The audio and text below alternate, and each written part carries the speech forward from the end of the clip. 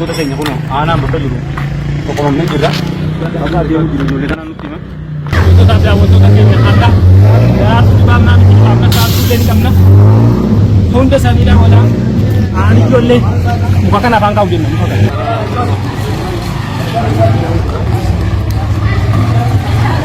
Kalau bola besar anak. Haram tadi jolle untuk kami dia mujira. Wah, agar jolle kan anu. Mana satu nih 300 sebut. Ya, makan lagi, hana makan lagi. Lemon kesa kan nanti kaki. Apa bahasa dulu? Bikka isaan itti nama azabuu turan ijoolleen kun himani ijoolleen kun ijoollee haqaati ijoollee yaman keessa dhalatte ijoollee oromooti isaan hundi Allah saartuullee ni qabna daraartuullee ni baafna walaa aanaa kaan isaaniidha hafuuf hin ta'an adiida kana afaan keessa mana bira geenyee jirran hordofaa isin abileedhaan hudduu keessa waraanna saartuu immoo inshaallah mana bira geenyee jirra bas keessa kadargis bas keessa bidu margis keessa dimu seefu gannaa bas Aswasila, gurba oromo, bona basila, ay kuraisa, ay bona isa. Ke akakayun, madisi.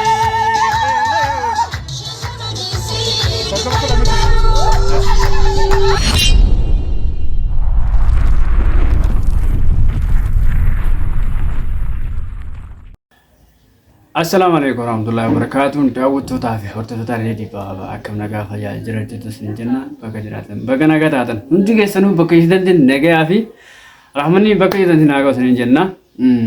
Arra akka waan gammachuuti gara tokkoon gurbaan obboleessa isaatu sunis akka qabame argatanii jirtani. Viidiyoon leengatte gallakkise YouTube irraa remove godhe waan ta'eef isa immoo asumaan dhiifama isin gaafachuu barbaada. Isin jechuu barbaadeeti. Kanaafuu daawwattoota hordoftoota natti immoo fatinaadhaa isin jedha. Gara biraatiin viidiyoon har'a akkuma jalqaba beeksisa isaa irratti argitan kana gara tokkoon har'a walumaa galatti gammachuu jeetii yaada. Gammachuudha garummaan itti gattee ittiin gaddiinus hin jiru jeetii yaada. Gammachuumaa jechuun walumaa galatti warraan ta'a. Isin galee kanaafuu daawwattootaa fi hordoftoota reedii warroonni chaanala keenyaaf haaraa taatan subscribe gochuudhaan maatii keenya nu taasisan jenna. Warroonni immoo chaanala keenyaaf maatii taatanii jirtan viidiyoo kana like share gochuudhaan wal biraan gahaa isin jenna. Aniyyee mucaa jedhamu obboleessa saartuu jechuudha. Kan saartuudhaa wajjin akkasitti daraartuu cafaqanii tumanii maal godhan argatanii jirtan jeetii yaada. Isa qabnee jirra jechuudha. Qabnee harka qabna.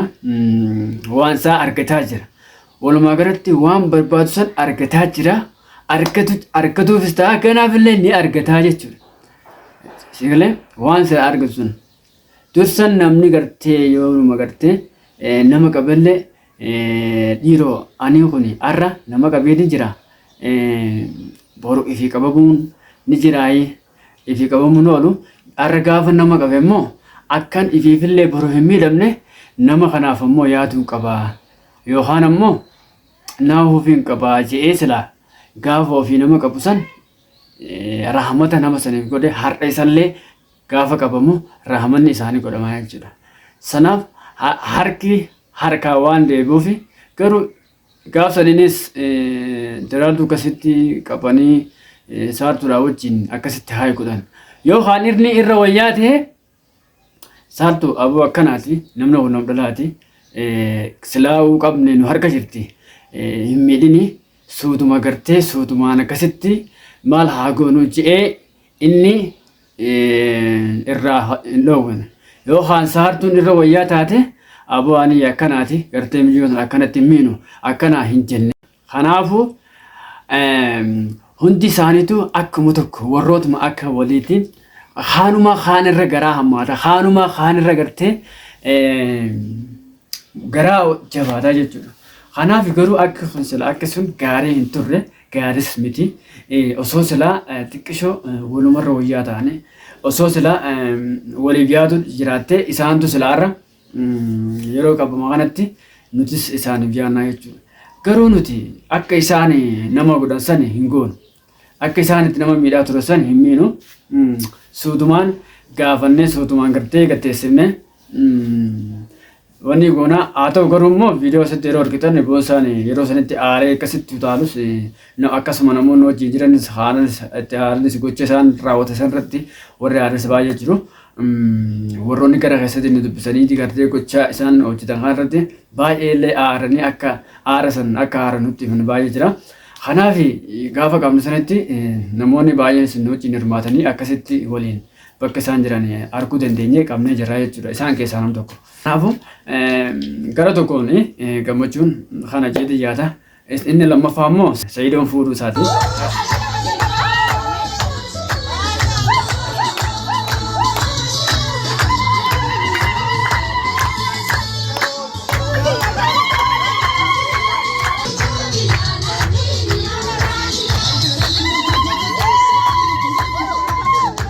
Immoo Sayidoon fuudhuu isaati. Sayidoon aruuza yeroo dabre irratti viidiyoon aruuzaa kan waraabame jalaa akka badee ture, jalaa akka hatamee ture, dubbatee ture jechuudha.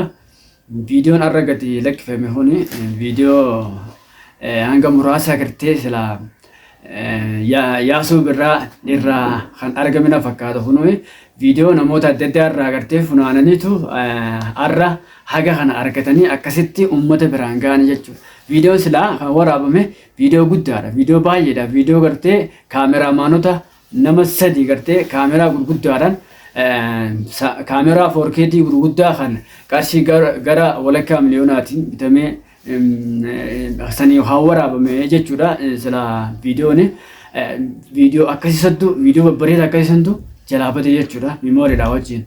Garuu sana argachuu hin dandeenye uummata kana akka uummanni isin kijibaadha isin gartee wanni godhu jirtan malee humaa wanni isin gochaa jirtan takka hin jirtu. Akka uummanni hin jennee fi har'a gartee haga qabataa kana hanga tokko illee ta'u waa xiqqoo illee ta'u gartee uummataan ittiin firraa sossobuudhaaf gadi baasanii jechuudha. Malee silaa viidiyoon kana caalu baay'een bakka meeqatti waraabame baay'eetu miimooriidhaa wajjin akkasitti jalaa hatame jechuudha. Alaa guyyaan Sayidoo baga gammaddee isin jenna. Aruuza baranoo kunoo akkatti isaan dhiisanii miidhaganii maal jettan argitanii jettanii. Waaw garuu ayyuun immoo aruuza kanarratti baay'ee ni gabbattee iyyuu namaa gisee laamu. Akkamisa namni gisee shamarruma hundaatu yeroo gara aruuza seenee ni gabbataa dhufa immoo ayyuu qofaatu akkas naan galle. Garuu baay'ee magaariidha. Gabbachuu isiiti. Akkasitti haala kanaan maashaallah maal jechaa jirti fataa jechaa jiran jechuudha. Haala kanaan aruuza gaarii aruuza misirroo nagaa gaggeeffatanii jiranii. Isinis daawwattoonni baga gammaddan isin jenna. Baguma gammannee isin jaa. Akka nama tokkootti aanillee dhugaa dubbachuuf ajandaa yookaan gartee soba waan jaamu tokko natti fakkaatee ture. Wanti isaan irra jiran kana gaafa piraankii ayyuu irratti godhanii irraa qabi hanga guyyaa irraatti hordofaa ture. Dhugaa natti fakkaachaa hin turre garuu haa ta'u garuu haala kanaan aruuzni gaggeeffamee haala kanaan gartee Sayidoon Sumayyaa fi Ayyuu jaarsa Sumayyaa fi Ayyuu ta'ee jira jechuudha. Kuni waan nama gammachiisudha. Haa ta'u garuu shari'aan islaamaa hanga afurii waan ayyamtee jirtuuf shamarri tokko kan Sumayyaadhaaf aarus jiru kan gartee Ayyuudhaafis gammadus jiru jechuudha. Maaliif amma kuni jaalala waan ta'eef Sayidus waan akka carraa isa mudateef aruusni kun akkasitti isaaf akka gartee waan kana beeka rabbiin balaa godheeti jalqaba balaa fakkeessiisitti simira keessaa beeka. Ni beektaa? Akka balaa fakkeessiisi simira keessaa. Intalli tuni Ayyuun jechaadha ijoollummaa isarraa kan jaalachaa turte. Akkasuma ammas Sayidoon kuni wajjin guddatan ijoollee isaanii wajjin obbolaa isaanii wajjin guddatanii jechuudha. Akkasuma maatiin isiitis Sayidoodhaaf si kenninaa isii gaafa isiin ijoolleedhaa san Sayidoodhaaf si kenninaa waan jaanii jiraniif namni yeroo ijoollummaa kanaa waan maatiin jeen kana ni dhaggeeffata. Isiin waama ijoollummaa san akkasumatti garaa gaatte ila arraatitti qabattee ni deemaa jirtu jechuudha. Biraan keessan ammoo sababa ta'eef jechuudha. Piraankiin amma dura irratti haamsare. Garuu maaliif ni beektaa? Akka waan gartee isin du'aa godhataa dhufte akkasina fakkaate. Garuu immoo haa ta'uti isin waa yaattee milkooyte inni fedhu hafuudhuu baatu murteessaan jaalala waan ta'eef Sayidoon isaa lachuutu nan danda'a jee fuudhee jira. Hundaafuu baga gammadde isinin jedha. Gara biraatiin garuu garaan gartee xiqqishoo waa shakkee xiqqoo gartee rakkoon jiru Sayidoo irraa jechuudha waliin nan qabu. Michoo tana amansiisee jira. Michoo tana amantiin isii kiristaana. Maaliif isin dunuun ni beektan amantiin isii kiristaana. Amansiisee fuudhama. Egaa akka shari'aa islaamaatti jechuudha. Intala kiristaanaa takka fuudhuudhaaf dursitee dura immoo isin amanuu qabdi. Amansiisteeti fuudha. Sanbooda yoommoo dhiira ta'ee inni kiristaana ta'ee inni amanee gartee isisan yoo fuudhuu barbaade islaama ta'ee fuudhuu qaba. Akka shari'aa islaamaatti akkasii jechuudha. Isi tana amansiisee fuudhamoo immoo akkanumatti amantuma isisanii wajjin walumaa galteedhaan akkasitti fuudha. Kun ana akka nama tokkotti anaaf gaafidha jechuu barbaadeti. Gara kiyyaan Sayidoonis gaafidhaan akkanaa deebisuu barbaada jechuudha. Akka mataa kiyyaatti fi akka daawwattoota kiyyaa wajjin tun anaaf gaafidha jechuudha. Sayidoo irraa gaafina qabu takkitti tana. Lammaffaan ammoo Memoorii san immoo irratti xiyyeeffattee memoorii san barbaaduu qabda. Viidiyoon hanga kun gahaa miti. Gahaa nuuf itti aanee uummataafis gahaa miti waan ta'eef viidiyoo irratti xiyyeeffattee barbaaduu qabda. Maallaqa ganneettee maallaqaan silaa'uu ganneettee fuudhee amma fa'aa dhadhaawwattee waan fakkaata. Ganneettee aruusaa waan goote jirtuuf inshaallah memoorii sanillee irratti xiyyeeffadhuuti barbaadii. Rabbi isaa mul'isu jajjabaadhus injaa inshaallah. Kanaaf egaa daawwattootaa fi hordoftoota Harrii Baabaa asumaan baga gammadde isin jecha viidiyoo tana hanga dhumatti daawwadhaadha. Viidiyoo walakkaa yoo ilaaltan isiniif hin galu waan ta'eef hanga dhumatti isa laalaati. Akkasitti isinis yaada keessan koomentii jalatti barreessaa isin jedha. Hanga viidiyoo wal biraatti wal deemnu. Ciao. Salaamu alaikum warahmatullahi wabarakatuh.